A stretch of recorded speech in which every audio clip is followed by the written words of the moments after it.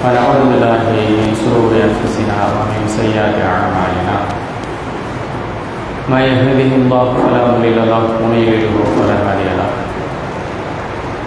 وأشهد أن لا إله إلا الله وحده لا شريك له وأشهد أن محمدا عبده ورسوله أما بعد فقد قال الله تعالى في محكم التنزيل العليم والفرقان المجيد أعوذ بالله من الشيطان الرجيم يا أيها الذين آمنوا اتقوا الله حق تقاته ولا تموتن إلا وأنتم مسلمون يا أيها الناس اتقوا ربكم الذي خلقكم من نفس واحدة وخلق منها زوجها وبث منهما رجالا كثيرا ونساء واتقوا الله الذي تساءلون به والأرحام إن الله كان عليكم رقيبا يا أيها الذين آمنوا اتقوا الله وقولوا قولا سديدا يصلح لكم أعمالكم ويغفر لكم ذنوبكم ومن يطع الله ورسوله فقد فاز فوزا عظيما وقال نبينا صلى الله عليه وسلم إن أصدق الحديث كتاب الله وأحسن الحديث محمد صلى الله عليه وسلم وشر الأمور محدثاتها وكل محدثة بدعة وكل بدعة ضلالة وكل ضلالة في النار. அல்லாஹ்வுடைய மகத்தான பேரருளால் ஜும்மாவுடைய கடமையை நிறைவேற்றிட நாம் இங்கே ஒன்று கூடியிருக்கின்றோம். அல்லாஹ் திருமறை குர்ஆனில் சில அமல்களை செய்யக்கூடியவர்களை அவன் விரும்புவதாக திருமறை குர்ஆனில் குறிப்பிட்டிருக்கின்றான். அல்லாஹ்வால் விரும்பப்படக்கூடிய நேசிக்கக்கூடிய மக்களைத்தான் நாம் இறை நேசர்கள் என்று அழைத்து வருகிறோம். இன்றைய ஜும்மாவில் நாம் பார்க்கக்கூடிய அந்த வசனங்களை இயன்ற அளவிற்கு நம்முடைய வாழ்க்கையில் நாம் நடைமுறைப்படுத்துவோமேயானால் அல்லாஹுடைய நேசர்களாக நாம் ஆக முடியும். அல்லாஹ் திருக்குரானில் குறிப்பிடுகிறான், அலா இன்ன அவுலியா அல்லாஹி, அறிந்து கொள்ளுங்கள், கவனத்தில் கொள்ளுங்கள், அல்லாஹுடைய நேசர்களாக இருக்கிற அவர்களுக்கு லா ஹவுஃபுன் அலைஹிம் வலாஹும் யஹ்சனூன், அவர்கள் எதற்கு கவலைப்படவும் மாட்டார்கள், அச்சப்படவும் மாட்டார்கள். அவர்களுக்கு கவலை இல்லாத, அச்சமில்லாத ஒரு வாழ்க்கையை அல்லாஹ் ஆகிரத்தில் மறுமையில் தர இருக்கிறான். அப்போ தன்னால் நேசிக்கக்கூடிய அந்த அவுலியாக்கள் யார், நேசர்கள் யார் என்பதை பல்வேறு இடங்களில் அல்லாஹ் குறிப்பிடுகிறார். அதில் ஒன்றாக இன்னல்லாஹ யுஹிப்புல் முஹ்சினீன், நன்மை செய்யக்கூடிய மக்களை அல்லாஹ் நேசிக்கின்றான், விரும்புகிறான். திருக்குரானில் அல்லாஹ் கூறுகிறான். நன்மை செய்யக்கூடிய மக்கள் யார், அதை திருக்குரானில் மற்ற இடத்தில் விவரிக்கிறான். அல்லதீன யுன்ஃபிகூன, அவர்கள் அல்லாஹ் வழங்கிய அந்த பொருளாதாரத்தை தானம் தர்மம் செய்வார்கள். ஃபி சர்ராய், நல்ல வசதி வாய்ப்பு தந்திருக்கிறார், நல்ல செல்வ செழிப்பாக இருக்கிறாங்க. அப்படி செல்வ செழிப்பாக இருக்கிற நிலையிலும் அல்லாஹ்விற்காக, அல்லாஹ்வுடைய மார்க்கத்திற்கு, சமூக பணிகளுக்கு அவர்கள் செலவழிப்பார்கள். ஃபில் அல்லாஹ், நல்ல கஷ்டத்தை தர்றான். அப்படி கஷ்டமான வாழ்க்கை நிலையவர்கள் அடைந்தாலும் அல்லாஹ்விற்காக, மார்க்கத்திற்காக அவர்களால் இயன்ற பொருளாதாரத்தை அவர்கள் செய்வார்களே, ஆனால் அவர்கள் நன்மை செய்கின்ற மக்கள். அடுத்ததாக அல்லாஹ் சொல்கிறான், கோபம் வந்தால் அந்த கோபத்தை கட்டுப்படுத்தி அதை வென்று விழுங்குவார்கள். ஆஃபின அனின்னாஸ், மக்கள் ஏதாவது தவறுகள் செய்தால் அந்த தவறுகளை அவர்கள் மன்னிப்பார்கள். இத்தகைய பண்புடையவர்கள் தான் நல்லவர்கள், நன்மை செய்யக்கூடிய மக்கள் என்பதாக அல்லாஹ் திருக்குரானில் குறிப்பிடுகிறான். இந்த நன்மை செய்யக்கூடிய மக்களை இன்னல்லாஹ யுஹிப்புல் முஹ்சினீன், அந்த நல்ல அமல்களை செய்யக்கூடிய அல்லாஹ் நேசிக்கின்றான். நேசிப்பதோடு ஃபஆத்தாஹுல்லாஹு ஸவாப துன்யா வ ஹுஸ்ன ஸவாபில் ஆখিরা வல்லாஹு யுஹிப்புல் முஹ்சினீன், அந்த நன்மை செய்யக்கூடியவர்களுக்கு நன்மைகளை அல்லாஹ் இந்த உலகத்தில் வழங்குகிறான், மறுமை ஆகிரத்திலும் அல்லாஹ் வழங்குகிறான். அத்தகைய நன்மை செய்யக்கூடிய மக்களைத்தான் அல்லாஹ் நேசிக்கின்றான்.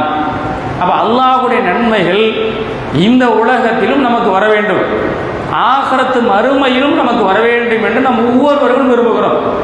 அப்படி அல்லாஹுடைய நன்மை இந்த உலகத்திலும் நமக்கு கிடைப்பதற்கு, மறுமையிலும் கிடைப்பதற்குரிய வழியை அல்லாஹ் சொல்லி தருவதோடு அவர்கள் தான் என்னால் நேசிக்கப்படக்கூடிய நேசர்கள், அவுலியாக்கள் என்பதனையும் அல்லாஹ் அந்த வசனத்தை நமக்கு கற்றுத்தருகிறார். அப்போ கோபம் வருகிற அந்த நேரத்தில் கோபத்தை கட்டுப்படுத்துகிறோம். வறுமையிலும் செழிப்பிலும் அல்லாஹ்வுடைய மார்க்கத்திற்காக நாம் தான தர்மங்களை செய்கின்றோம். மக்கள் தவறு செய்தால் அவர்களை நாம் மன்னிக்க வேண்டும். அல்லாஹ் திருக்குரானில் சொல்லி காட்டுறான், உங்களின் தவறை அல்லாஹ் மன்னிக்க வேண்டும் என்று நீங்கள் விரும்புகிறீர்கள். அப்படியானால் மக்கள் உங்களுக்கு செய்கின்ற தவறுகளை நீங்கள் மன்னியுங்கள். உங்களின் தவறுகளை அல்லாஹ் அதனால் என்ன செய்வான், மன்னிப்பான். நீங்கள் நன்மை செய்யக்கூடிய மக்களாக ஆகலாம். அத்தகைய நன்மை செய்யக்கூடியவர்களை அல்லாஹ் விரும்புகிறான். அப்போ அல்லாஹ்வுடைய நேசத்தை, அல்லாஹ்வுடைய விருப்பத்தை நாம் எப்போதும் எதிர்பார்க்கிறோம். அல்லாஹ்வுடைய நன்மைகளை நாம் எப்போதும் எதிர்பார்க்கிறதால் இத்தகைய நல்ல நற்பண்புகள் நம்மிடத்தில் இருக்க வேண்டும் என்பதை அல்லாஹ் அந்த வசனத்தில் குறிப்பிடுகிறார். அடுத்ததாக பாருங்கள், அல்லாஹ் தான் யாரை நேசிக்கிறேன் என்பதை அடுத்ததாக வேறு ஒரு வசனத்தில் குறிப்பிடுகிறான். இன்னல்லாஹ யுஹிப்பு ஸாபிரீன், அல்லாஹ் பொறுமையாளர்களையும் விரும்புகிறான், நேசிக்கின்றான். அப்ப கஷ்டங்களிலும் நஷ்டங்களிலும் நாம் பொறுமை காட்போமையானால் அவர்கள் அல்லாஹ்வுடைய நேசர்களாக, அல்லாஹ்வால் விரும்பக்கூடிய மக்களாக ஆக முடியும் என்பதை அல்லாஹ் இந்த வசனத்தில் குறிப்பிடுகிறார். அல்லாஹ் திருக்குரானில் உங்களுக்கு பொருளாதாரத்தை சேதத்தை ஏற்படுத்தி நாம் சோதிப்போம். வல நபுலுவன்னக்கும் பிஷையும், எதையாவது ஒரு சோதனை உங்களுக்கு பொருளாதாரத்தில் வரலாம், அல்லது நீங்கள் விரும்பக்கூடியவர்கள் மரணம் அடைந்து அப்படி ஒருவரை கைப்பற்றி அதனால் ஒரு சோதனையை அல்லாஹ் ஏற்படுத்தலாம். எத்தகைய சோதனைகள் வந்தாலும் சரி, பஷிரி சாபரேன், அத்தகைய பொறுமையாளர்களுக்கு நற்செய்தி உண்டு. நபிகள் நாயகத்தை சொல்கிறார், அத்தகைய பொறுமையாளர்களுக்கு நற்செய்தி சொல்லுங்க. இன்னல்லாக, அல்லாஹை பொறுத்த வரைக்கும் மஅஸ்ஸாபிரீன், அத்தகைய பொறுமையாளர்களுடனே இருக்கிறான். இன்னல்லாஹ யுஹிப்பு ஸாபிரீன், அத்தகைய பொறுமையாளர்களை நேசிக்கவும் செய்கிறான். அல்லாஹ் தான் மனிதனுடைய வாழ்வை பொறுத்த வரைக்கும் ஒரே நிலையில் வைத்திருப்பது இல்லை. மேலே உள்ளவரை அல்லாஹ் கீழே இறக்குகிறான், கீழே உள்ளவரை மேலும் அல்லாஹ் ஏற்றுகிறான். தில்கல் ஐயாம் உதாவிருந்தா பைன நாஸ், மனிதர்களிடையே காலத்தின் சக்கரத்தை அல்லாஹ் தான் சுழற்றுகிறான். நல்ல நிலையில் அவனுடைய நிலைப்பாடு என்னவா இருக்கிறது, கஷ்டப்படுகிற நேரத்தில் அவனுடைய நிலைப்பாடு என்னவா இருக்கிறது என்பதை அல்லாஹ் பரிசோதிப்பதற்கு இப்படி சுழற்சியை மனிதர்களின் வாழ்விலை ஏற்படுத்தி அல்லாஹ் சோதிப்பான். அப்படி சோதிக்கப்படுகிற நேரத்தில் பொறுமையை மேற்கொள்ள வேண்டும். நபிகள் நாயகம் ஸல்லல்லாஹு அலைஹி வஸல்லம் காலத்தில் ஒரு சம்பவம், சஹீஹ் முஸ்லிமில் இடம்பெறுகிற ஒரு ஆதாரபூர்வமான செய்தி. ஒரு கபருக்கு அருகாமையில் உட்கார்ந்து கொண்டு ஒரு சஹாபி பெண்மணி அழுதுகிட்டு இருக்கிறாங்க. சஹாபாக்கள் வருகை இருந்து அந்த அம்மாவுக்கு ஆறுதல் சொல்றாங்க. அப்ப அந்த சஹாபி பெண்மணி சொல்கிறார், இறந்தது என் பையன் இறந்திருக்கிறார், அந்த கவலையால் துக்கத்தால் நான் வந்து அழுகிறேன். நபிகள் நாயகம் ஆறுதல் சொல்கிறாங்க. நபிகள் நாயகத்துடைய ஆறுதலை அந்த அம்மா கேட்கல, நபிகள் நாயகத்தை எதிர்த்து பேசுறாங்க. சஹாபாக்கள் அந்த அம்மாவுக்கு ஆறுதல் சொல்லி, நபிகள் நாயகம் வந்து உனக்கு ஆறுதல் சொல்றாங்க, அதை புரிஞ்சுக்கிறவனை எதிர்த்து பேசிட்டீங்களே அப்படின்னு புரிய வைக்கிறாங்க. அதற்கு பிறகு அந்த சஹாபி பெண்மணி தவறை உணர்ந்து ரசூலாட்ட வர்றாங்க. அப்ப நபிகள் நாயகம் ஸல்லல்லாஹு அலைஹி வஸல்லம் சொல்கிறார்கள், இன்னம சபரு இந்த சதுமத்தில் உலா, ஒரு மனிதனுக்கு கஷ்டங்கள், துயரங்கள், துன்பங்கள் வருகிற நேரத்தில் அவன் முதலில் மேற்கொள்ளப்பட வேண்டிய செயலை பொறுமை தான். நீங்க பொறுமையாக இருக்கணும் என்று நபி ஸல்லல்லாஹு அலைஹி வஸல்லம் அவர்கள் அந்த அம்மாவிற்கு ஆறுதல் சொல்கிறார்கள். அப்ப என்ன கஷ்ட நஷ்டங்கள் வந்தாலும் சரி, அல்லாஹ் நம்மளை சோதிக்கிறான். இந்த நிலையிலேயே அல்லாஹ் நம்ம வச்சிருக்க மாட்டான். அல்லாஹ் நாடினால் இதை விட நல்ல நிலைமைக்கு நாம் செல்லுவோம் என்று அல்லாஹ் மீது நாம் நம்பிக்கை வைத்து அத்தகைய கஷ்டங்களை நாம் சகித்துக் கொள்ளுமையானால் அல்லாஹ் அத்தகைய பொறுமையாளர்களுடன் இருக்கிறான். அத்தகைய பொறுமையாளர்களை அல்லாஹ் நேசிக்கவும் செய்கின்றான். அல்லாஹ்வுடைய நேசராக ஆகுவதற்கு அல்லாஹ் இந்த வசனத்தில் சொல்கிற மற்றொரு பண்பு பொறுமையை மேற்கொள்ள வேண்டும் என்பதை அல்லாஹ் இதில் சொல்கிறான். இன்னும் பாருங்கள், அடுத்த ஒரு பண்பை அல்லாஹ் சொல்கிறான், இன்னல்லாஹ யுஹிப்புல் முக்ஸிதீன், என்ன நிலைமை ஏற்பட்டாலும் சரி, நீதி, நேர்மை, நியாயத்திலிருந்து நம்ம தவறு இழைத்தரக்கூடாது. அப்படி நீதி, நேர்மை, நியாயத்தோடு நடந்து கொள்ளக்கூடியவர்களையும் அல்லாஹ் நேசிப்பதாக திருக்குர்ஆனில் குறிப்பிடுகிறான். நபிகள் நாயகம் ஸல்லல்லாஹு அலைஹி வஸல்லம் காலத்தில் உயர்ந்த குலம் மஹ்சூமியா குலம்னு ஒரு குலம், அந்த குலத்தை சேர்ந்த ஃபாத்திமான்னு ஒரு பெண்மணி திருடிட்டார்கள் என்று ஆதாரத்தோடு நிரூபிக்கப்படுகிறது. திருடிட்டால் மார்க்க சட்டத்தின்படி அந்த அம்மாவிற்கு கையை வெட்டணும். உயர்ந்த குலம், அவர்களுடைய குலத்தவர்கள் எல்லாம் சேர்ந்து நம்முடைய உயர்ந்த குலம், இந்த அம்மாவிற்கு கையை வெட்டிட்டா நம்முடைய குலத்தின் கௌரவம் என்ன ஆகிறது, அதனால ரசூலுல்லாஹ்ட்ட போய் பரிந்துரைத்து அந்த அம்மாவிற்கு கையை வெட்டாம வேற ஏதாவது தண்டனை வாங்கிட்டு வந்துடுவோம் அப்படின்னு முடிவெடுத்து நபிகள் நாயகம் ஸல்லல்லாஹு அலைஹி வஸல்லம் விருப்பமானவர் யார், அம்மாரை ரசூலுல்லாஹ் ரொம்ப விரும்புவாங்க. அதனால அம்மாரை வைத்து போய் சிபாரிசு செய்ய சொல்லுவோம் அப்படின்னு வருகிறது. அம்மாரை வைத்து சிபாரிசு பேசுறாங்க. நபிகள் நாயகம் ஸல்லல்லாஹு அலைஹி வஸல்லம் கோபப்பட்டு சொல்கிறார்கள், இதற்கு முந்தைய சமுதாயம் அழிக்கப்பட்டிருக்கிறாங்க, பல்வேறு காரணங்களால் அவர்கள் அழிவை செஞ்சிருக்கிறாங்க. அதில் ஒரு காரணத்தை ரசூலுல்லாஹி ஸல்லல்லாஹு அலைஹி வஸல்லம் சொல்கிறார்கள், வலிமையானவன் ஒரு தப்பு செஞ்சா அவனை தண்டிக்காம விட்டுரு, ஒரு வலிமையற்றவன், ஒரு தாழ்ந்தவன், இல்லாதவன், அவனை ஒரு தவறு செஞ்சா அவனை போட்டு தண்டிக்கிறது. அப்ப வலிமையானவனுக்கு ஒரு நீதி, அவனை விட தாழ்ந்தவனுக்கு ஒரு நீதி, இப்படி நீதி, நேர்மை, நியாயம் தவறிய காரணத்தினாலும் இதற்கு முந்தைய சமுதாயங்கள் தண்டிக்கப்பட்டிருக்கிறது. ரசூலுல்லாஹ் சொல்றாங்க, என் மகள் ஃபாத்திமா திருடினார் என்று நிரூபிக்கப்பட்டாலும் என் மகள்ங்கிறதுக்காக அவங்களை விட்டுற மாட்டேன், என் மகளின் கையை நான் வெட்டுவேன். நபிகள் நாயகம் ஸல்லல்லாஹு அலைஹி வஸல்லம் சொல்கிறாங்க, எப்படியான மகள், என் ஈரலில் ஒரு துண்டு என்று ரசூலுல்லாஹி ஸல்லல்லாஹு அலைஹி வஸல்லம் அவர்கள் தன் மகள் ஃபாத்திமாவின் மீது உள்ள அன்பை வெளிப்படுத்துகிறாங்க. அப்படியானவர் திருடினாள் என்று நிரூபிக்கப்பட்டாலும் இந்த நீதி, நேர்மை, நியாயத்தில் நான் தவறளிக்க மாட்டேன் என்று ரசூலுல்லாஹி ஸல்லல்லாஹு அலைஹி வஸல்லம் அவர்கள் சொல்லிட்டு அல்லாஹ்வுடைய விஷயத்தில் நீங்க யாருக்கும் இந்த மாதிரியாக ஆதரவாக பரிந்துரைத்து வரக்கூடாது என்பதையும் அங்கே அறிவுரையாக சொன்னார்கள் என்பதை நம்ம பார்க்கிறோம். அப்படி வேண்டப்பட்டவர் வேண்டப்படாதவர் என்று பார்க்காமல் நீதி நேர்மை நியாயத்தோடு நாம் நடந்து கொண்டால் அவர்கள் அல்லாஹ்வுடைய நேசத்தை அல்லாஹ்வுடைய விருப்பத்தை பெறலாம் என்பதை அல்லாஹ் அந்த வசனத்தில் என்ன செய்யறான் குறிப்பிடுகிறான். அப்ப இந்த சமநீதியை பேணணும் என்பதை அல்லாஹ் இந்த வசனத்தில் குறிப்பிடுகிறான். சமநீதியை அல்லாஹ்வுடைய விரும்பக்கூடிய மற்றொரு பண்பாக திருமறை குர்ஆனில் குறிப்பிடப்படுகிற செய்தியை நாம் என்ன செய்யலாம் பார்க்கலாம். அப்ப இன்றைக்கு பல்வேறு நிலைகளில் இந்த சமநீதி சரியான நீதிகள் பேணப்படாத நிலையும் நாம் பார்க்கிறோம். அது ஒரு இஸ்லாமிய இடத்தில் இருக்கக்கூடாத ஒரு பண்பாக அல்லாஹ் அந்த வசனத்தில் குறிப்பிடுகிறான். அப்படி நம்ம நீதி நேர்மை நியாயத்தில் தவறிழைத்து விட்டால் நம்மால் பாதிக்கப்பட்டவங்க மறுமையில் வந்து நிற்பாங்க. மறுமையில் அங்கே நாம் வந்து அல்லாஹ்விடத்தில் பதில் சொல்லணும். நம்மால் பாதிக்கப்பட்டவர்கள் வருகின்ற அல்லாஹ்விடத்தில் துணையிட்டு விட்டால் நம்முடைய நன்மைகள் எல்லாம் இழக்க வேண்டிய ஒரு சூழல் ஏற்படலாம். அப்ப அதெல்லாம் மனதில் வைத்துத்தான் அல்லாஹ் முஃமின்களுக்கு அறிவுரை தர்றான். இன்னல்லாஹு யுஹிப்புல் முக்ஸிதீன், நீதி நேர்மை நியாயத்தோடு நீதி செலுத்தக்கூடியவர்களை அல்லாஹ் என்ன செய்கிறான், விரும்புகிறான். அப்ப நபிகள் நாயகம் ஸல்லல்லாஹு அலைஹி வஸல்லம் அவர்கள் மக்களிடத்தில் சமநீதியை அவங்க பேணி காட்டினாங்க. சமநீதிக்கு ஒரு முன்மாதிரியாக நபிகள் நாயகம் அவர்கள் வாழ்ந்தார்கள். அப்ப அந்த கொள்கையை ஏற்று நடக்கின்ற முஸ்லிம் சமுதாயம் இந்த விஷயத்தில் சரியாக நடக்கப்பட வேண்டும். அடுத்ததாக அல்லாஹ் திருக்குர்ஆனில் தான் நேசிக்கக்கூடிய நேசர்களாக சொல்லக்கூடிய மற்றொரு வசனம், இன்னல்லாஹ யுஹிப்புல் முத்தகீன், இறையச்சமுடையவர்களையும் அல்லாஹ் என்ன செய்கின்றான், நேசிக்கின்றான், விரும்புகிறான் என்பதாகவும் அல்லாஹ் திருக்குர்ஆனில் குறிப்பிடுகிறான். இறையச்சம் என்பது மிக மிக முக்கியமான ஒரு தேவை. அல்லாஹ்வுடைய தூதர் ஒரு நபி தூதர் வருகிறார். அல்லாஹ்வுடைய தூதர் அவர்களே, மக்கள் சொர்க்கத்துக்கும் போறாங்க, நரகத்துக்கும் போகிறார்கள். மக்கள் சொர்க்கத்துக்கு வருவதற்கு காரணமாக அமைவது எது, நரகத்திற்கு வருவதற்கு காரணமாக அமைவது எது, இந்த இரண்டையுமே சொல்லித்தார்கள் கேட்கிறாங்க.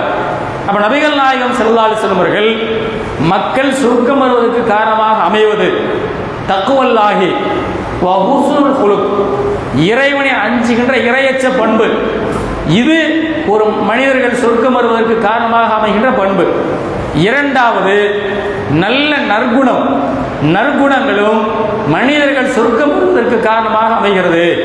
நபிகள் நாயகம் ஸல்லல்லாஹு அலைஹி வஸல்லம் சொல்கிறாங்க, மக்கள் அதிகமாக நரகத்திற்கு வருவதற்கு காரணமாக அமைவது ஃபமுன், வாய், தேவையில்லாத பேசி பொய் பேசி இதனால் அவருடைய நன்மை இழந்து நாவின் வாயின் காரணத்தினாலும் மக்கள் நரகத்திற்கு வருகிறாங்க. அடுத்ததாக ரசூலுல்லாஹி ஸல்லல்லாஹு அலைஹி வஸல்லம் சொல்கிறார்கள் ஃபர்ஜ், அவருடைய மறை உறுப்பு, ஒழுக்கம் தவறி நடக்கின்ற காரணத்தினாலும் அதிகமான மக்கள் நரகத்திற்கு வருகிறார்கள். அப்ப சொர்க்கத்துக்கு வருவதற்கு காரணமாக அமைவது இறையச்சமும் நல்ல நற்குணமும். அல்லாஹ்வுடைய இறையச்சமுடைய நற்குணத்தோடு நாம் இருப்போமே ஆனால் அல்லாஹ்வுடைய நேசத்தை பெறலாம் என்பதை இந்த வசனத்தில் குறிப்பிடுகிறான். சொர்க்கத்துடைய பல்வேறு இன்பங்களை அல்லாஹ் குறிப்பிடுகிறான். அந்த இன்பங்களை எல்லாம் யாருக்கு தயாரித்திருப்பதாக அல்லாஹ் திருக்குர்ஆனில் குறிப்பிடுகிறான். இன்னலில் முத்தகீன மஃபாஸா, நாளை மறுமை நாளில் வெற்றியின் தோட்டங்கள், வெற்றி தலங்கள் உள்ளது. அது இறையச்சமுடையவர்களுக்காக இருக்கிறது. ஹதாயிக், தோட்டங்கள் உள்ளன. அஅனாப், திராட்சைகள் அங்கே அவர்களுக்காக வழங்கப்படுகிறது. அங்கே ஏராளமான கிண்ணங்கள் இருக்கின்றன. கவாயிபா அத்ராபா, சம வயதுடைய கட்டழகு ஹூர்லின் என்கிற பெண்கள் அவர்களுக்கு தரப்படுவார்கள். இதெல்லாம் இறையச்சம் உடையவர்களுக்காக அல்லாஹ் நாளை மறுமையில் சொர்க்கத்தில் ஏற்பாடு செய்திருப்பதாக அல்லாஹ் திருக்குர்ஆனில் குறிப்பிடுகிறார். அப்ப நம்ம இடத்தில் இறையச்ச பண்பு இருக்குமேயானால் அல்லாஹ்வுடைய தூடைய கட்டளைகளை ஏற்று இயன்ற அளவிற்கு நாம் நன்மைகள் செய்யக்கூடியவர்களாக, நல்ல நற்குணமுடையவர்களாக நாம் வாழ முடியும். அத்தகைய நல்ல நற்குணங்கள், இறையச்ச பண்புகள் அல்லாஹ்வுடைய நேசத்தை, அல்லாஹ்வுடைய விருப்பத்தை நமக்கு பெற்றுத் தருவதோடு நாளை மறுமையில் சொர்க்கம் செல்கிற வாய்ப்பையும் அது நமக்கு தேடித்தரும். இது இறையச்சம் ஒரு மனிதர்களுக்கு மிக முக்கியமானது என்பதற்கு தான் அல்லாஹ் ரமலானில் ஒரு நோன்பு வைத்து இபாதத்தின் வழியாக பயிற்சி அல்லாஹ் நமக்கு தந்தான். அவை எல்லா இபாதத்துகளுக்கும் எல்லாவற்றுக்கும் இறையச்சம் என்பது மிக முக்கியமானது. அப்படி இறையச்சத்தோடு நாம நல்ல அமல்களை செய்யக்கூடியவர்களாக இருப்போமே ஆனால் அல்லாஹ்வின் அவுலியாக்களாக, அல்லாஹ்வுடைய நேசர்களாக நாம் மாற முடியும் என்பதை அல்லாஹ் இந்த வசனத்தை நமக்கு தருகிறார். இன்னொன்று பாருங்க, அல்லாஹ் நேசிக்கின்ற மற்றொரு பண்பு, இன்னல்லாஹ யுஹிப்புல் முத்தவக்கிலீன்.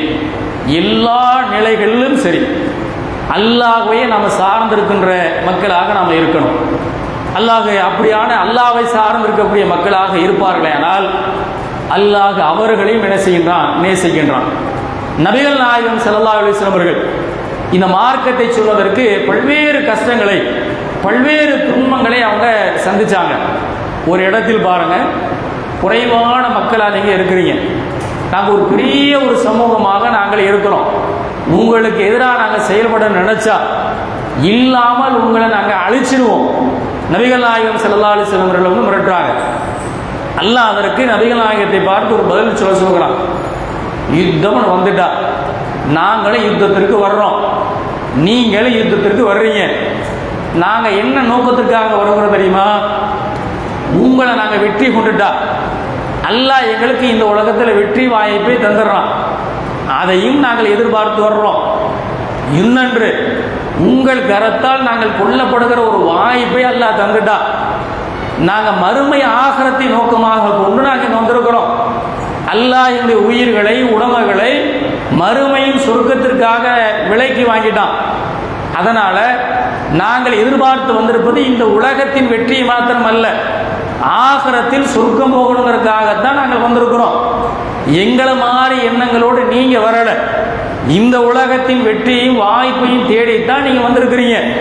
ஒரு பெரிய ஒரு பெரும் கூட்டமா இருக்கிறதுனால எங்க கொள்கையை நாங்கள் விட்டு போயிடுவோம், தளர்ந்து போயிடுவோம், உங்களுக்கு பணிந்து போயிடுவோம்னு நீங்க நினைக்காதீங்க. குள்ளை யுசிபனா இல்லாமா கத்தபல்லாகலனா ஹுவ மௌலானா. எல்லா நிலையிலும் நாங்கள் அல்லாஹ்வை சார்ந்திருக்கிறோம். அல்லாஹ் எங்களுக்கு எது நடக்கணும் நாடி இருக்கிறானோ அது கட்டாயம் நடக்கும். உங்களால் கொல்லப்பட வேண்டும் என்பது அல்லாஹ்வின் நாட்டமாக இருந்தா அதை அல்லாஹ் நிறைவேற்றுவான். அது எங்களுக்கு மறுமையில் வெற்றி தான். அல்லது அல்லாஹ் இந்த உலகத்தில் உங்களை வெற்றி கொள்ளணும்னு வாய்ப்பை தந்தா அதுவும் அல்லாஹ்வால் எங்களுக்கு தருகின்ற வாய்ப்பு தான். உங்களுக்கான நிலை என்ன?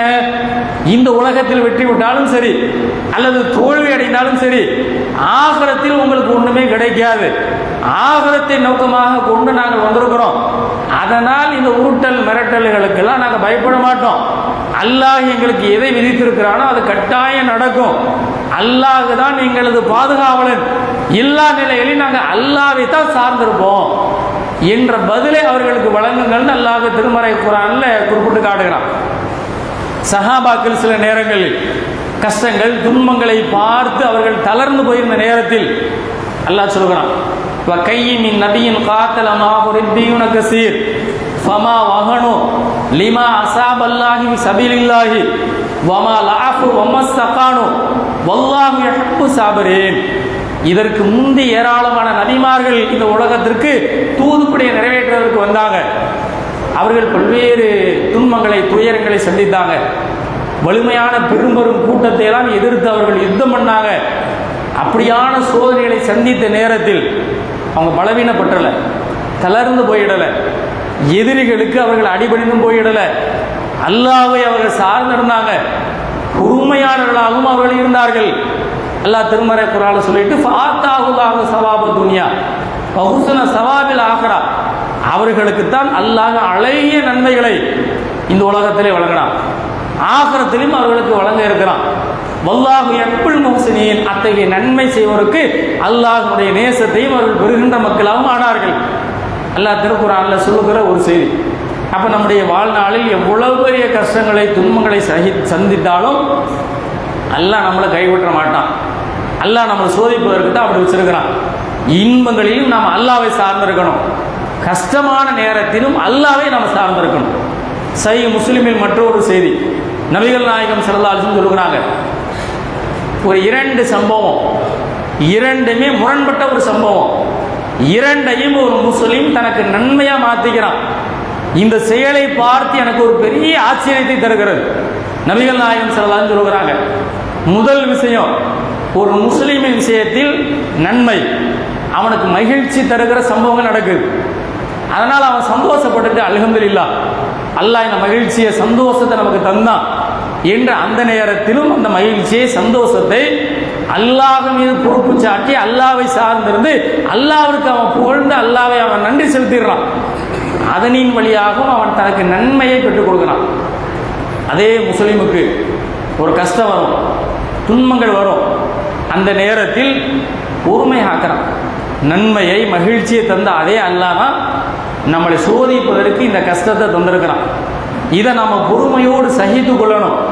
அல்லாஹ் நம்மளை இப்படியே வச்சிருக்க மாட்டான் என்ற அந்த கஷ்டத்தையும் அல்லாஹ்வின் பொறுப்பு சாட்டி அல்லாஹ்வை சார்ந்திருந்து அவன் பொறுமை ஆட்பாயானால் அதனின் மூலமாகவும் அல்லாஹ்விடத்தில் அவன் நன்மையை பெற்றுக் கொடுக்கிறான். அப்போ கஷ்டம் வந்தாலும் அதையும் அல்லாஹ்விடத்தில் நன்மையாக மாற்றிக்கிறான். நன்மை வந்தாலும் அல்லாஹ்விற்கு நன்றி செலுத்தி அதையும் அவனுக்கு நன்மையாக மாற்றிக்கிறான். அப்போ நன்மையும் கஷ்டமும் முரண்பட்டது தான். இரண்டையும் ஒரு மூமின் மாத்திரம்தான் தனக்கு நன்மையாக மாற்றிக்கொள்ள முடியும். அது ஒரு மூமினுடைய வாழ்வியலில் நடக்கிறது. அது எனக்கு ஒரு பெரிய ஆச்சரியத்தை தருகிறது. ஒரு நல்லது நடந்தால் கூட அல்லாஹ் தந்தான்னு ஒரு மகிழ்ச்சி அடைந்து அல்லாஹ்வுக்கு நன்றி செலுத்துகின்ற நிலைக்கு ஒரு மனிதன் வரலாம். கஷ்டம் வர நேரத்தில் எப்படி நினைப்பான், அல்லாஹ் நமக்கு இந்த கஷ்டத்தை தந்துட்டானே, யாருமே கிடைக்கலையா, அல்லாஹ் சோதிப்பதற்கு நாம தான் கிடைச்சோமா என்று பேசுகிற மக்கள்லாம் நம்ம பார்க்கிறோம். அப்படி இல்லாமல் இன்பங்களிலும் கஷ்டங்களிலும் அல்லாஹ்வை சார்ந்து இருந்து அப்படி அல்லாஹ்வே மீது நம்பிக்கையாக இருப்பானால் இன்னல்லாஹு யுஹிப்புல் முத்தவக்கிலீன், அப்படி அல்லாஹ்வையே சார்ந்திருக்கக்கூடிய மக்களை அல்லாஹ் நேசிக்கிறான், அல்லாஹ் விரும்புகிறான் என்பதாக அல்லாஹ் திருமறை குர்ஆனின் வசனத்தில் குறிப்பிடுகிறான். இன்னொரு செய்தி, அல்லாஹ் விரும்புகின்ற நம்ம இடத்தில் இருக்க வேண்டிய முக்கிய நன்மை பண்பு, இன்னல்லாஹ யுஹிப்புல் முத்தசத்திகீன், தான தர்மங்களை செய்யக்கூடியவர்களையும் அல்லாஹ் விரும்புகிறான், நேசிக்கின்றான். நபிகள் நாயகம் ஸல்லல்லாஹு அலைஹி வஸல்லம் வந்து கேட்டாங்களாம், வயஸ்அலூனக அனில் அன்ஃபால், இந்த பொருளாதாரங்கள் குறித்தெல்லாம் கேட்குறாங்க, எதை நாங்கள் எப்படி செலவழிக்கட்டும் என்பது குறித்தெல்லாம் நபியை உங்களிடத்தில் கேள்வி கேட்கிறாங்க. அவர்களுக்கு சொல்லுங்கள், அவர்களுடைய பொருளாதாரத்திலிருந்து நன்மையை நாடி எதை செய்தாலும் அல்லாஹ் அதை ஏற்றுக்கொள்கிறான் என்று அவர்களுக்கு நீங்கள் சொல்லுங்கள். அல்லாஹ் திருமறை குர்ஆனில் சொல்லுகிற செய்தி. அப்போ அல்லாஹ்விற்காக நாம் தர்மங்கள் செய்கிற பொழுது, இஹ்லாஸான எண்ணங்களோடு அந்த நன்மைக்காக நாம் தர்மம் செய்கிற பொழுது அல்லாஹ் அதை ஏற்றுக்கொள்கிறான். அதற்கு அல்லாஹ் திருமறை குர்ஆனில் ஒரு உதாரணத்தை குறிப்பிடுகிறான். பூமியில் ஒரே ஒரு விதையை நாம பதியம் போடுறோம், அந்த ஒரே ஒரு விதை அது வளர்ந்து செடியாகி 7 கதிர்களை அது தந்து 7 கதிர்களிலும் 100 தானியங்களை விளைவித்து தருகிறது. அப்போ ஒரே ஒரு விதை ஒரு செடியாகி 700 தானியங்களாக அது நமக்கு தருகிறது. அல்லாஹ்வுடைய தூதர் சொல்கிறாங்க, அல்லாஹ் திருக்குர்ஆன் சொல்ல இப்படித்தான், அல்லாஹ்வின் பாதையில் நன்மையை நாடி ஒருவர் தர்மம் செய்கிற நேரத்தில் அல்லாஹ் 1க்கு 10ஆக, 1க்கு 100ஆக, 1க்கு 700ஆக, இன்னும் தான் நாடியவருக்கு இன்னும் பன்மடங்காக அல்லாஹ் அது நன்மைகளை அதிகரித்து தருகிறான். அல்லாஹ் திருமறை குர்ஆனில் சொல்கிற செய்தி. நபிகள் நாயகம் ஸல்லல்லாஹு அலைஹி வஸல்லம் ஒரு செய்தியை குறிப்பிடுறாங்க. ஒருவர் தான் விரும்பி ஒரு அழகான குதிரையை வாங்கி வளர்க்கிறார். அந்த குதிரைக்கு எவ்வளவு தீனி கொடுத்து நல்ல குழுக்க வைக்க வேண்டும் என்று வளர்ப்பார். அல்லாஹ்வினுடைய தூதர் சொல்கிறாங்க, இப்படித்தான் ஒருவர் அல்லாஹ் பாதையில் நன்மை நாடி தர்மம் செய்வாரேயானால் ஒருவர் தன்னுடைய குதிரை எவ்வாறு குழுக்க நன்கு வளர்ப்பாரோ அல்லாஹ் அதே போன்று அவர் செய்திருக்கக்கூடிய நன்மையின் தர்மத்துடைய நன்மைகளை அல்லாஹ் வளர்க்கிறான். நபிகள் நாயகம் ஸல்லல்லாஹு அலைஹி வஸல்லம் சொல்கிறார்கள். அப்போ அல்லாஹ்வை பொறுத்த வரைக்கும் நமக்கு பொருளாதாரத்தை தந்திருக்கிறான். அதை எப்படி நாம் செலவழிக்கிறோம், நன்மைக்கு நம்ம செலவழிக்கிறோமா என்பதையும் அல்லாஹ் அதன் வழியாக பார்க்கிறான். அப்போ அதை நாம் உணர்ந்து கொண்டு அல்லாஹ்வின் பாதையில் நாம் தர்மம் செய்வோமேயானால் அது நமக்கு நன்மையாக கிடைக்கும். அல்லாஹ் திருக்குர்ஆன் சொல்கிறான், அல்லாஹ்வின் பாதையில் நீங்கள் தர்மம் செய்வதை பொறுத்த வரைக்கும் எங்கே தர்மம் செஞ்சால் நம்முடைய பொருளாதாரம் குறைந்து விடுமோ அப்படின்னு நீங்கள் அச்சப்படாதீங்க. அல்லாஹ் திருக்குர்ஆன் சொல்கிறான், கஞ்சத்தனத்தை அல்லாஹ் என்ன செய்வதில்லை, நேசிப்பதில்லை. நீங்கள் உங்களுடைய கையை சுருக்கி கொண்டால் அல்லாஹ்வும் வழங்குவதை அவன் என்ன செய்யறான், சுருக்கி கொடுக்கிறான். நீங்களும் அல்லாஹ்வுடைய பாதையில் செலவழிப்பதற்கு உங்களுடைய கையை விரித்து தாராளமாக நடந்து கொண்டால் அல்லாஹ்வும் நமக்கு என்ன செய்கின்றார், தாராளமாக நம்முடைய நன்மைகளுக்கு ஏற்ப அல்லாஹ் நம்முடைய நன்மைகளை வாரி வழங்குவனாக இருக்கிறான். அப்போ அதனால தான் அல்லாஹ் திருமறை குர்ஆன் சொல்கிறான், இன்னல்லாஹு யுஹிப்புல் முத்தஸத்திகீன், இந்த தர்மம் செய்யக்கூடியவர்களையும் அல்லாஹ் விரும்புகிறான். இந்த தர்மத்தை பொறுத்த வரைக்கும் ஆண்கள் தான் செய்யணும்னு இல்லை, பெண்களும் செய்யலாம். நபிகள் நாயகத்திடம் ஒரு சஹாபி பெண்மணி வருகிறார்கள், அல்லாஹ்வுடைய தூதர் அவர்களே, குர்ஆனில் சொல்லப்படுகிற கட்டளைகள் எல்லாமே ஆண்களை நோக்கித்தான் பேசப்படுகிறது, பெண்களாகிய எங்களுக்கு எதுவுமே இல்லையா? அவங்க கேள்வி கேட்டு வருகிறார்கள். அப்ப அல்லாஹ் திருமறை குர்ஆனில் சொல்கிறான், இன்னல் முஃமினீன வல் முஃமினாத் வல் முஸ்லிமீன வல் முஸ்லிமாத், நம்பிக்கை கொண்ட ஆண்களுக்கும் பெண்களுக்கும், இறைவனுக்கு கட்டுப்படுகிற ஆண்களுக்கும் பெண்களுக்கும் என்று அல்லாஹ் திருமறை குர்ஆனில் நிறைய செய்திகளை சொல்லிட்டு சொல்கிறான். வல் முத்தஸத்திகீன வல் முத்தஸத்திகாத், இறைவனின் பாதையில் நன்மைக்காக தர்மம் வழங்கக்கூடிய ஆண்களாக இருந்தாலும் பெண்களாக இருந்தாலும், வல் ஹாஃபிலீன வல் ஹாஃபிலாத் இலா ஃபுரூஜிஹிம், அவருடைய கற்பொழுக்கத்தை பாதுகாத்து கொடுக்கிற ஆண்களாக இருந்தாலும் பெண்களாக இருந்தாலும், வசாயிமீன வசாயிமாத், நோன்பு வைக்கின்ற ஆண்களாக இருந்தாலும் பெண்களாக இருந்தாலும், வதாக்கிரீனல்லாஹ கஸீர வதாக்கிராத், அல்லாஹ்வை அதிகம் அதிகம் நினைவு கூர்கின்ற ஆண்களாக இருந்தாலும் பெண்களாக இருந்தாலும் அவர்களுக்கு அல்லாஹ் ஏராளமான நன்மைகளை தயாரித்து வைத்திருக்கிறான். அல்லாஹ் நன்மைகளை வழங்குவதில் ஆண் பெண் என்று பிரித்து பார்ப்பதில்லை.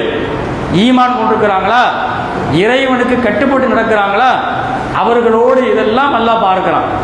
அப்ப இந்த பண்புகளை நன்மைகளை ஒருவர் செய்வாரேனால் அவர்கள் அல்லாஹ்வுடைய நேசர்களாக, அல்லாஹ்வுடைய அவுலியாக்களாக அவர்கள் மாற முடியும் என்பதை அல்லாஹ் இந்த வசனத்தில் குறிப்பிடுறான்.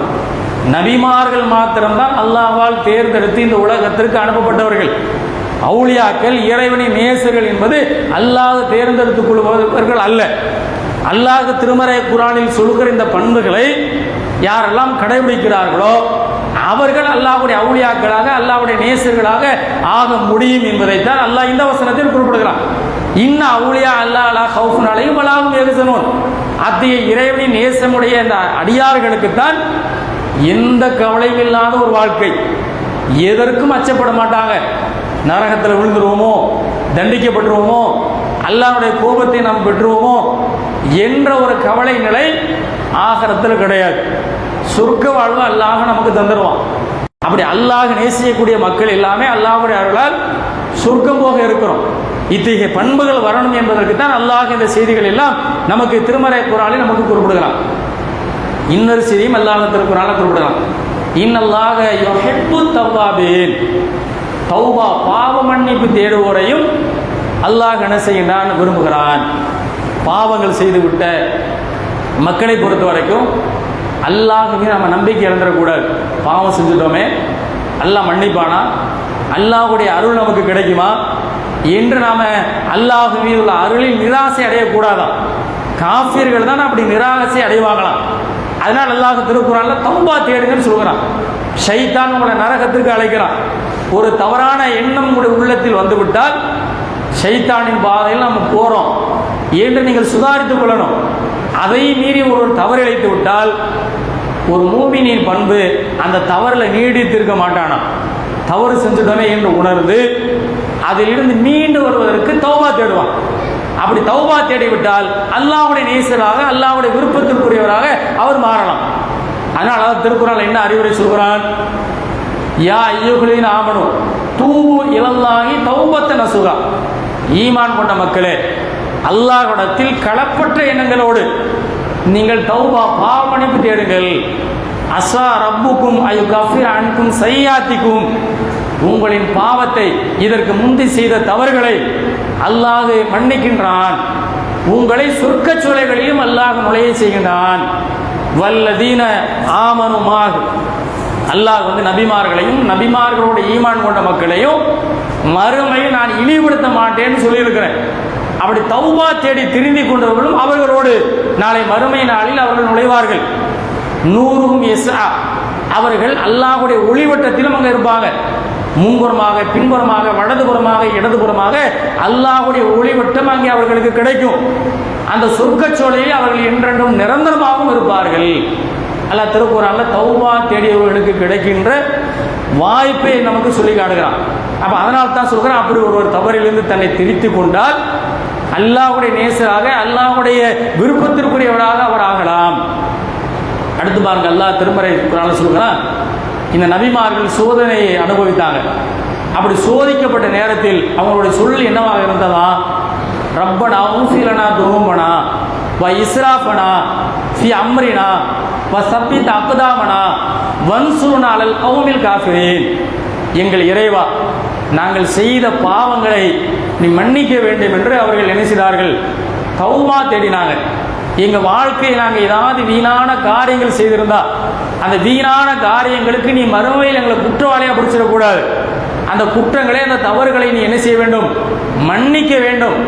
எங்களுடைய கால்களை இந்த மார்க்கத்தின் மீது நீ உறுதிப்படுத்த வேண்டும். எங்களை எதிர்க்கின்ற காஃபிர்களை வெட்டி ஓடுகின்ற அந்த ஒரு வாய்ப்பை நீ எங்களுக்கு ஏற்படுத்தி தர வேண்டும் என்று அவர்கள் அல்லாஹ் மீது நம்பிக்கை வைத்து தௌபா தேடினார்கள்.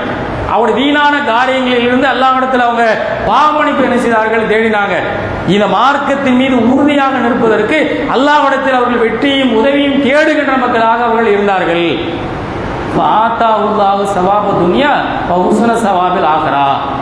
அத்தகைய மக்களுக்கு தான் அல்லாஹ் இந்த உலகத்திலும் அழகிய நன்மைகளை கொடுத்தான், ஆகிரத்திலும் அவர்களுக்கு அழகிய நன்மைகளை அல்லாஹ் அவர்களுக்காக தயாரித்து வைத்திருக்கிறான்.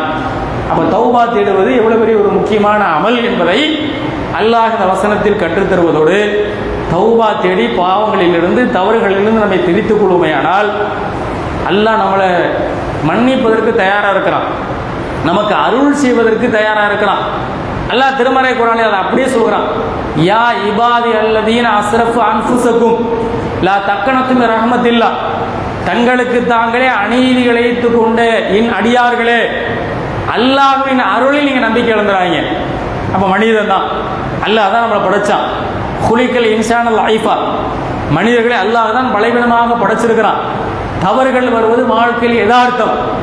ஆனால் ஒரு மூமினை பொறுத்த வரைக்கும் தவறு செய்தாலும் தௌபா தேடி திரிந்து கொண்டு, இறைவா இனிமேல் இந்த தவறை செய்ய மாட்டேன், இதுக்கு மறுமையை நீ குற்றம் பிடிச்சிடாத, எனக்கு பாவம் மன்னிப்பை கொடு என்று கேட்டு அதிலிருந்து திரிந்து கொண்டால் அல்லாஹ் மன்னிக்க தயாராக இருக்கிறான்.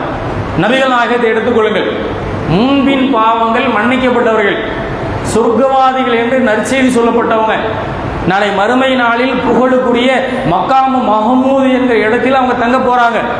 அப்படியான ஒரு நபிகள் நாயகம் அவர்களே தினமும் அதிகபட்சமாக 100 முறை அல்லாஹ்விடத்தில் தௌபா தேடினார்கள். குறைந்தது அல்லாஹ்விடத்தில் அஸ்தக்ஃபிருல்லாஹ் அஸ்தக்ஃபிருல்லாஹ் என்று 70 முறை அல்லாஹ்விடத்தில் அவர்கள் தௌபா தேடினார்கள் என்று நபிகள் நாயகம் ஸல்லல்லாஹு அலைஹி வஸல்லம் செய்ய பார்க்கிறோம். முன்பின் பாவங்கள் மன்னிக்கப்பட்டவங்க தான். அப்படி இருந்தும் அல்லாஹ்விடத்தில் அவங்க தௌபா தேடியதன் மூலமாக சமூகத்திற்கு அவங்க கட்டுத்தர்றாங்க. தௌபா தேடுவது, பாவமன்னிப்பு தேடுவது ஒரு மிக முக்கியமான காரியம். அதை செய்து அல்லாஹ்விடத்தில் நீங்கள் தௌபா தேடி ஆகிரத்தின் நன்மையை பெறுகின்ற மக்களாக நீங்கள் ஆகுங்கள் என்பதைத்தான் நபிகள் நாயகம் ஸல்லல்லாஹு அலைஹி வஸல்லம் அவர்கள் இந்த செய்திகளில் நமக்கு என்ன செய்கிறாங்க? குறிப்பிடுறாங்க. அப்ப இதெல்லாம் அல்லாஹ் விரும்பக்கூடிய ஒரு பண்பு. எது? முஹ்சினீன், நன்மைகளை செய்வது. அடுத்ததாக சாபிரீன், பொறுமையாளராக நாம் இருப்பது. முத்தகீன், இறையச்சமுடையவராக நாம் இருப்பது. முத்தவக்கிலீன், இன்பங்களிலும் துன்பங்களிலும் அல்லாஹ்வை சார்ந்திருப்பவர்களாக இருப்பது. முக்ஸிதீன், நீதி நேர்மையை நிலைநாட்டுகின்ற மக்களாக நாம் இருப்பது. முத்தசத்திகீன், தர்மங்கள் வழங்கக்கூடிய மக்களாக நாம் இருப்பது. தவ்வாபீன், பாவங்கள் மன்னிக்கக்கூடியவர்களாக இருக்கக்கூடியவர்கள்.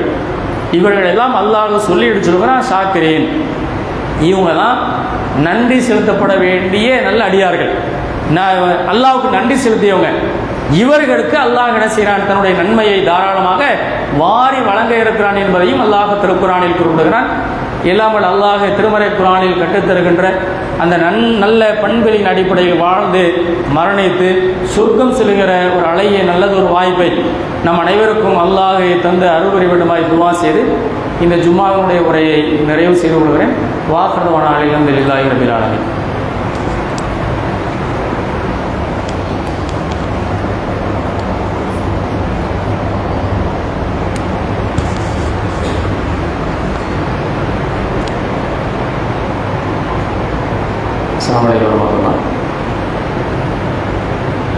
அன்புள்ள சகோதரர்களே, இந்த ஜும்மாவில் நாம் பங்கெடுத்திருப்பதற்கு காரணம் இதனுடைய நன்மைகளை அடைந்து கொள்ள வேண்டும் என்கிற ஒரு நோக்கத்திற்கு தான் நம்ம இங்கே வந்திருக்கிறோம்.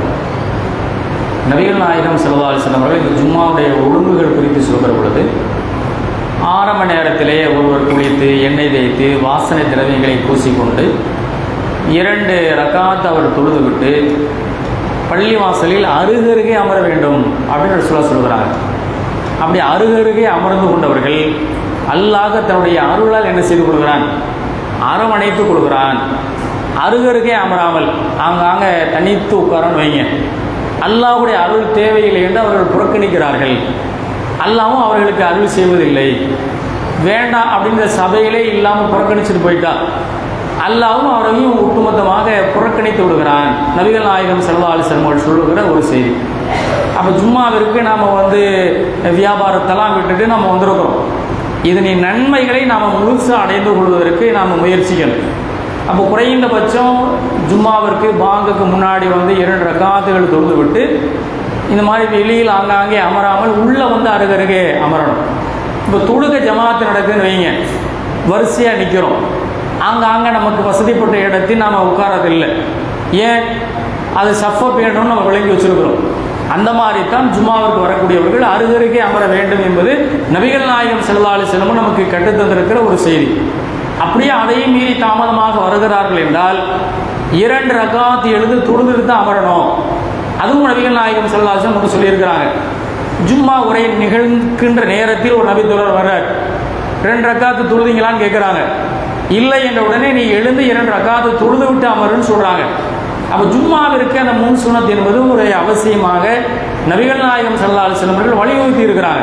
அப்போ இதை நாம் பேணினால் நமக்கு ஜும்மாவுடைய ஒட்டுமொத்தமான நன்மை நமக்கு கிடைச்சிடும். அல்லாஹ்வுடைய ரஹ்மத்து நமக்கு கிடைச்சிடும். அதனால் இந்த மாதிரி ஆங்காங்கே அமராமல் முடிந்த அளவுக்கு உள்பள்ளியை நிறைவு செய்ததற்கு பிறகு தான் நம்ம என்ன செய்யணும்? வெளிப்பள்ளிகளில் அமரணும். அப்போ இந்த ஒழுங்குமுறைகளை நாம் பேணினா அது குர்ஆன் ஹதீஸின் அடிப்படையில் முழுமையாக அந்த இபாதத்தை செய்த நன்மையை நாம் பெற்றுக்கொள்ளணும் என்பதையும் நம்முடைய சகோதரர்கள் கவனத்தில் கொள்ளப்பட வேண்டும். இதோடு மார்க்கத்தை அறிந்து கொண்டிருக்கக்கூடிய நாம் மக்களுக்கு மார்க்கத்தை சொல்ல வேண்டிய கடமை ஒன்று நமக்கு இருக்குது. அப்போ அந்த அடிப்படையில் நாம் இன்றைய தினம் மாலை 5 மணி அளவில் MMS வாடி அருகில் இருக்கக்கூடிய அபுல் புரோட்டா கடைக்கு அருகாமையில் திருமண பிரச்சாரம் இன்றைக்கு மாலை 5 மணிக்கு நடைபெற இருக்கிறது. நாளை மாலையும் அதே இடத்துல இன்ஷா அல்லாஹ் 2 நாட்கள் அங்கே திருமண பிரச்சாரங்கள். இன்று மாலை 5 மணியிலிருந்து 6 மணி வரைக்கும், நாளை மாலைக்கும் 5 மணியிலிருந்து 6 மணி வரைக்கும் 2 தினங்களுமே அந்த MMS வாடி அருகில் இருக்கக்கூடிய அபுல் புரோட்டா கடைக்கு அருகில் நடக்க இருக்கிறது. நீங்கள் வருகை தந்து அங்கு சொல்லப்படுகிற செய்தியை நாம் என்ன செய்யணும்? அதை கேட்கணும். அல்லாஹ் திருமறை குர்ஆனில் இந்த மார்க்கத்தை எத்தி வைப்பதை நமக்கு ஒரு கடமையாக நமக்கு சொல்லியிருக்கிறான். நன்மை ஏவி தீமையை தடுக்கணும்னு சொல்லியிருக்கிறான். நபிகள் நாயகம் ஸல்லல்லாஹு அலைஹி வஸல்லம் அவர்களும் என்னிடமிருந்து ஒரு சிறிய செய்தியை நீங்கள் அறிந்தாலும் மக்களுக்கு அதை கொண்டு போய் சேருங்க அப்படின்னு சொல்லியிருக்கிறாங்க. நம் வழியாக ஒருத்தர் நேர்வழியை அடைவது, நாம் ஒரு சிவந்த ஒரு ஒட்டகத்தை வாங்கி அதை நாம் தர்மம் கொடுத்தா அதுக்கு நமக்கு எவ்வளோ நன்மை கிடைக்குமோ அதை தாண்டி ஒரு சிறப்பான நன்மை நம் மூலமாக மக்கள் மார்க்கத்தை அறிந்து கொண்டு அதை செயல்படுத்தக்கூடியவர்களுக்கு கிடைப்பதாக நபிகள் நாயகம் ஸல்லல்லாஹு அலைஹி வஸல்லம் நமக்கு சொல்லி தந்திருக்கிறாங்க. அந்த அடிப்படையில் மார்க்கத்தை அறிந்து நாமும் நம்முடைய வாழ்க்கையில் பின்பற்றணும். நம்முடைய சமூகத்தின் மக்களுக்கும் மார்க்கத்தை சொல்லி மார்க்க ரீதியாக அவர்களையும் பண்படுத்த வேண்டும் என்கிற நோக்கத்தோடு இந்த 2 தினங்கள் இந்த திருமண கூட்டம் நடைபெற இருக்கிறது. இங்கு வந்திருக்கக்கூடிய அனைவரும் அந்த திருமண கூட்டத்தில் பங்கெடுக்குமாறு அன்போடு தெரிவித்துக் கொள்கிறேன். அதே போன்று நம்முடைய ஊரைச் சேர்ந்த ஒரு சகோதரர், அவர் உடல்நலம் இல்லாமல் நம்மிடத்தில் மருத்துவ உதவி கேட்டு வந்திருக்கிறாரு. வெளியில் அவர் நிற்கிறாரு. உங்களால் இயன்ற பொருளாதாரத்தை அவருடைய மருத்துவ உதவிக்காக வழங்கி நன்மையை பெற்றுக்கொள்ளுமாறு அன்போடு தெரிவித்துக் கொண்டு இந்த உரையை நிறைவு செய்து கொள்கிறேன். வாஹிரு தஅவானா அல்ஹம்துலில்லாஹி ரப்பில் ஆலமீன். அஸ்ஸலாமு அலைக்கும் வரஹ்மத்துல்லாஹி வபரகாத்துஹு.